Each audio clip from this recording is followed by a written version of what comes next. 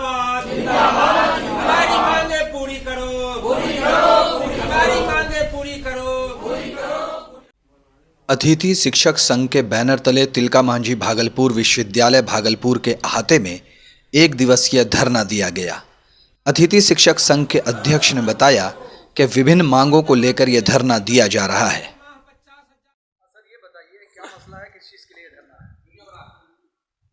हमारे देश के विभिन्न प्रांतों में स्थानीय नीति लागू है। वहाँ के सरकारी नौकरियों में वहाँ के लोगों को प्राथमिकता दी जाती है।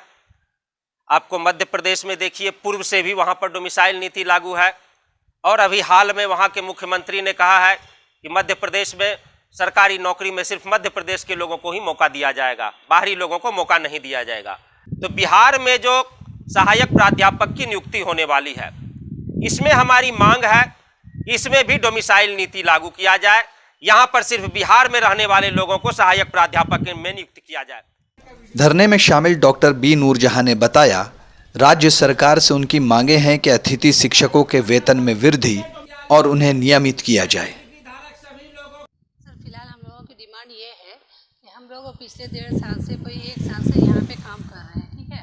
अब ये है कि हम लोगों को 25,000 मिलते हैं, लेकिन और सब जगह 50,000 मिलता है। तो सबसे पहले तो हम लोगों की 25 के बदले 50,000 कर दी जाए।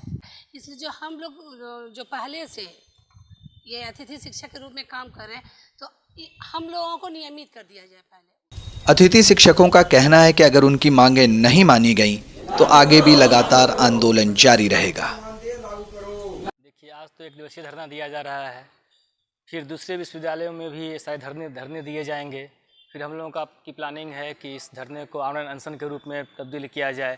पटना हम लोग जाएंगे, पटना जाके हम लोग चरणबद्ध आंदोलन करेंगे। जनता के बीच भी हो सकता है हम लोग जाएं, हम सड़क पर उतरें, जन जागरण करें। क्योंकि जब से हम लोगों की बहाली हुई है तो पढ़ाई लिखाई की दुनिया में अभी जैसे कोरोना काल में जो कंटेंट डाला जा रहा है, ऑनलाइन टीचिंग हो रही है, तो इसमें भी अतिथि शिक्षकों ने बढ़ चढ़ के अपना योगदान दिया है। हमारे आने के बाद शिक्षा व्यवस्था में बहुत सुधार हुआ है। यूजीसी नॉर्म से हम लोग आए हुए हैं।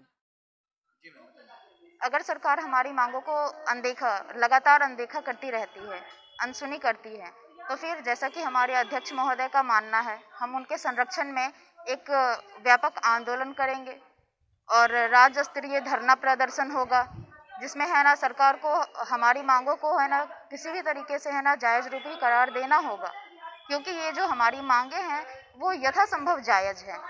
इस तरह से है ना अपने राज्य के निवासियों का एक प्रबुद्ध वर्ग का राज्य सरकार अनदेखा नहीं कर सकती है। कहते हैं, देश का भविष्य देश के युवा हैं और उन्हें शिक्षित करना शिक्षकों की जिम्मेदारी होती है।